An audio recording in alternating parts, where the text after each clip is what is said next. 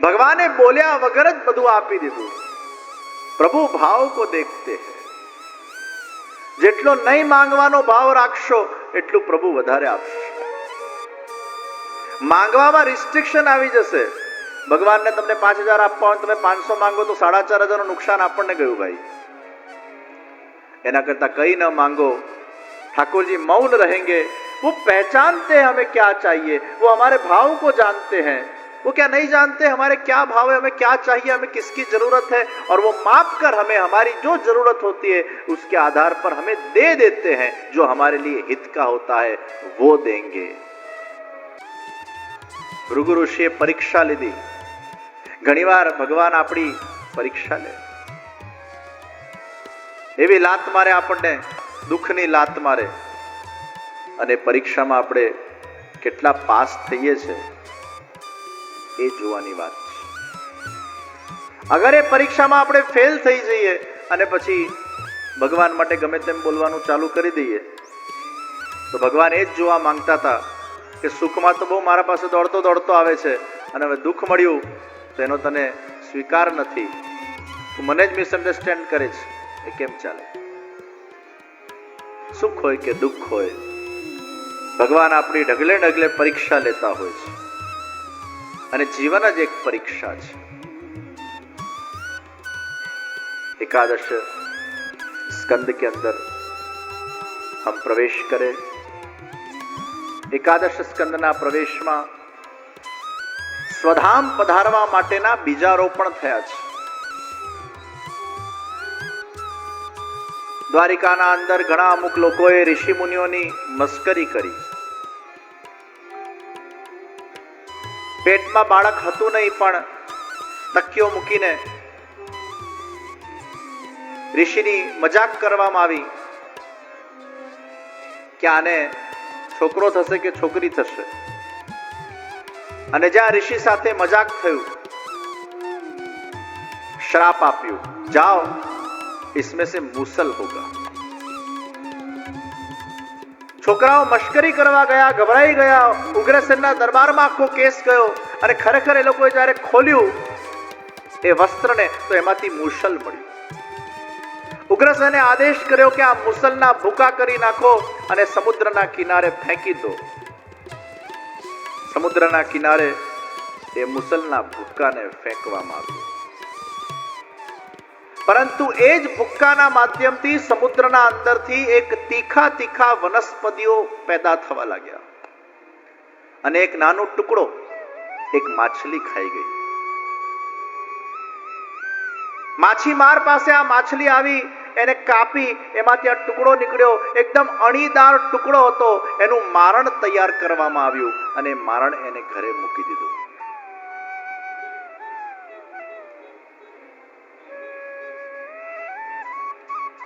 નવ યોગેશ્વરોનું આખ્યાન. ઋષભદેવજીના આ યોગેશ્વરો રાજા નિમિના ત્યાં એમની પધરામણી થઈ અને જુદા જુદા યોગેશ્વરોએ રાજા નિમિના જુદા જુદા પ્રશ્નોના સમાધાન કર્યા છે. કવિ યોગેશ્વરે પ્રશ્ન કર્યો, ભગવત ધર્મ કોને કહેવાય? રાજા નિમિએ કવિ યોગેશ્વરને પ્રશ્ન કર્યો, ભગવત ધર્મ કોને કહેવાય? ભગવત સેવા, શાસ્ત્રવિદ જેટલા પણ કર્મ આપણે કરીએ છીએ એ ભગવત ધર્મ છે.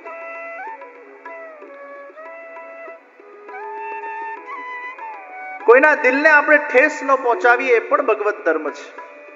કોઈને હેરાન ન કરીએ એ પણ ભગવત ધર્મ છે. ઇન્ટેન્શનલી કોઈને દુઃખ ના આપીએ એ પણ ભગવત ધર્મ છે. કારણ કે કોઈ પણ જીવને જ્યારે આપણે દુઃખ આપીએ છીએ તો ભગવત અપ્રસન્નતા થાય છે. અને એટલે જ શ્રેષ્ઠ ભક્ત એ જ છે જે પ્રભુની સેવા કરે, પ્રભુને પ્રસન્ન રાખે અને સર્વને પ્રસન્ન રાખે.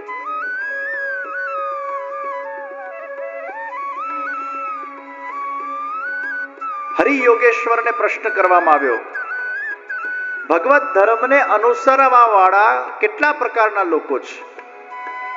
તો ઉત્તમ પ્રકારનો જે ભક્ત છે એ સર્વમાં ઈશ્વરના દર્શન કરીને, પ્રભુની સેવા કરીને પોતાના શત્રુઓ માટે દુર્ભાવ રાખતો નથી.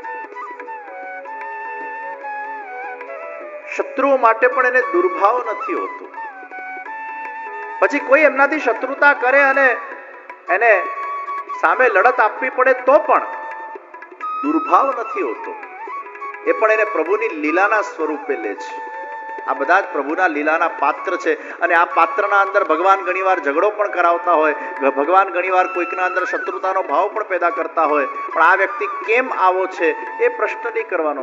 એ આવો છે, એની આ પ્રકૃતિ છે, એને ઈશ્વરે આવો બનાવ્યો છે, એમાં ઈશ્વરની લીલા છે. અને આ મારે ફેસ કરવાનું છે, આને મારે સહન કરવાનું છે, અને આના સાથે મારે લડવાનું છે. પણ લડતી વખતે પણ દુર્ભાવ નથી. લડવું પણ ઘણીવાર ધર્મ થઈ જાય છે.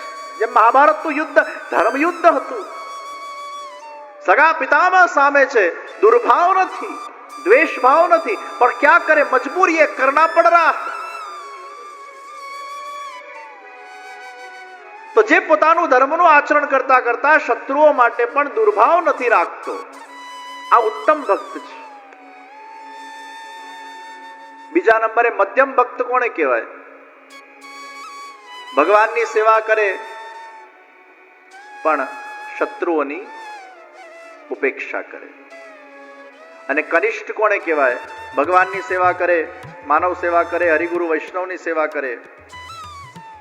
ભગવાનની સેવા કરે પણ ગુરુ અને વૈષ્ણવની સેવા ન કરે, કનિષ્ઠ. એટલે હરિ, ગુરુ અને વૈષ્ણવ ત્રણે માટે એને ભાવ હોવો જોઈએ. ભક્તોના વર્ણન કરવામાં આવ્યા.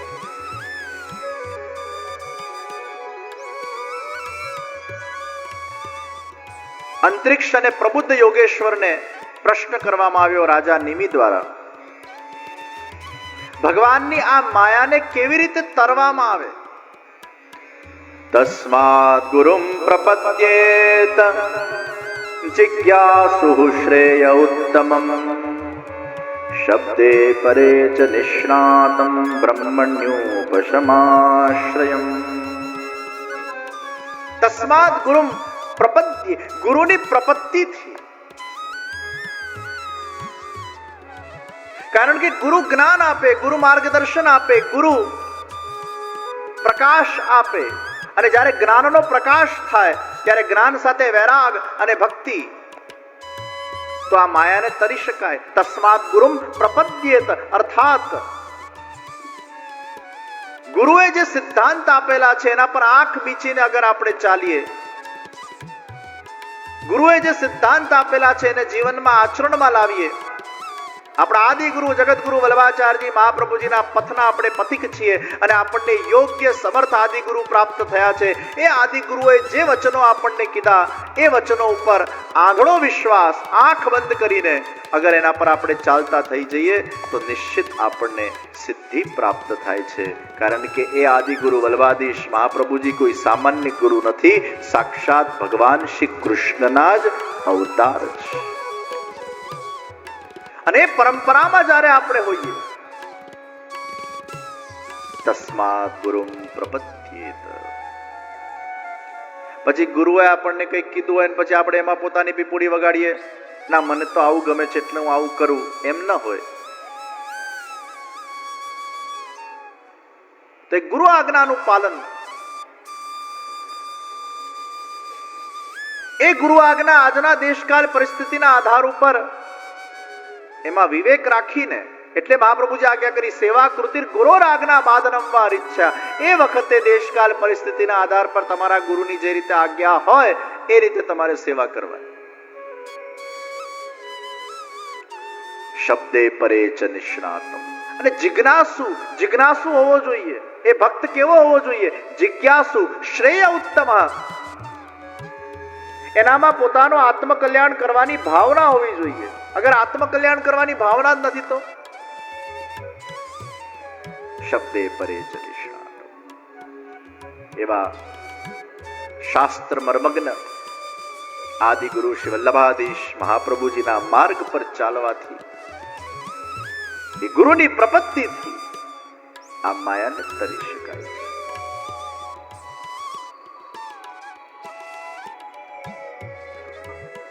નવયોગેશ્વરની રાજા નિમિના ત્યાં પધરામણી થઈ. આગળ ભગવાન શ્રી કૃષ્ણએ ઉદ્ધવજીને ઉપદેશ આપ્યો છે. કપિલ ગીતા, ઉદ્ધવ ગીતા. અને શું ઉપદેશ આપ્યો? ખૂબ લાંબો ઉપદેશ છે, એમાંથી એકાદ રત્ન. આ પ્રભુના પોતાના શબ્દો છે. और प्रभु हमें क्या कह रहे हैं? श्रद्धामृत कथायाम. हे उद्धव, જે મારી કથામાં શ્રદ્ધા રાખે છે અને શ્રદ્ધાપૂર્વક મારી કથા જે શ્રવણ કરે છે, એવો ભક્ત મને બહુ પ્રિય છે. તો મને કેવો ભક્ત પ્રિય છે એનું ભગવાન આપણને અહીંયા ઉત્તર આપી રહ્યા છે. તો પહેલો એમાં કયો ગુણ હોવો જોઈએ? મારી કથામાં એને શ્રદ્ધા હોવી જોઈએ. તમને શ્રદ્ધા જ ન હોય તો બીજી સીડી જ નથી આવતી. ભક્તિ માર્ગમાં અગર આગળ વધવું હશે તો સૌથી પહેલી સીડી એ શ્રદ્ધાની સીડી છે. પહેલે શ્રદ્ધા. दूसरी सीढ़ी शश्वन मदनु कीर्तनम. જેને મારા કીર્તન કરવામાં રસ છે. પરિનિષ્ઠા ચ પૂજાયા. મારા સેવાને પૂજામાં જેને નિષ્ઠા છે, એમાં પણ જેને શ્રદ્ધા છે. આ કાગળ નથી, આ પિત્તળ નથી, આ પથ્થર નથી. આ કાગળ, પિત્તળ, પથ્થરમાં પણ મારા શ્યામ સુંદર બિરાજે છે. આમાં પૂર્ણ પુરુષોત્તમ વસ્તુત એવ કૃષ્ણ છે. આ કૃષ્ણ જ છે. આ પરિનિષ્ઠા. પ્રહલાદજીની નિષ્ઠા હતી કે સ્તંભમાં પણ ભગવાન છે અને ભગવાન સાક્ષાત પ્રગટ થઈ ગયા. તો જો સ્તંભમાં ભગવાન સાક્ષાત પ્રગટ થઈ જતા હોય તો કોઈ સ્વરૂપને અગર ભાવપૂર્વક પુષ્ટાવ્યા પછી અગર એમની સેવા કરવામાં આવે, શ્રદ્ધાપૂર્વક અગર એ સેવા થાય, તો પ્રભુ કેમ અનુભવ કે સ્વાનુભવ ન કરાવે? ક્યાંક આપણી નિષ્ઠામાં ખોટ છે એટલે અનુભૂતિ થતી નથી.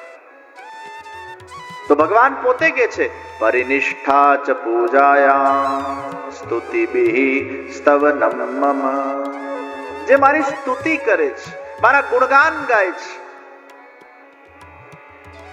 આદરઃ પરિચર્યાયા. મારી જે પરિચર્યા છે એમાં જેને નિષ્ઠા છે, એમાં આદર છે. ઠાકોરજીની બુહારીની સેવા કરવી આ પરિચર્યા છે. પણ પછી તમે એમ થાય આ બુહારી હું ક્યાં મારું?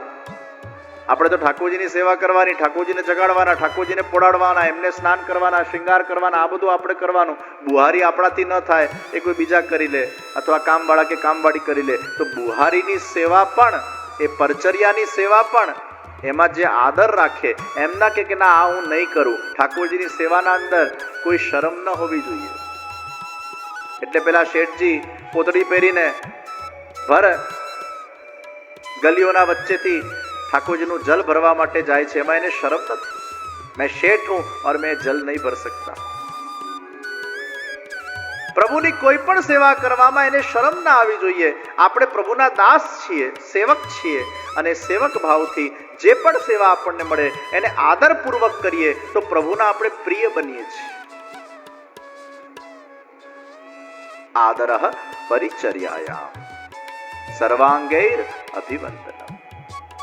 આપણા એક એક અંગો, એક એક ઇન્દ્રિયો એ પ્રભુને પ્રણામ કરવી જોઈએ, ઝુકેલા હોવા જોઈએ. दास भाव और दीनता भाव. प्रभु आप ही मेरे सब कुछ हो, आप ही मेरे सर्वस्व हो, आप ही मेरे स्वामी हो, मैं आपका दास हूं. આપણું તન, આપણું મન, આપણું અંતઃકરણ, આપણું સર્વસ્વ હંમેશા ઝૂકેલું રહે.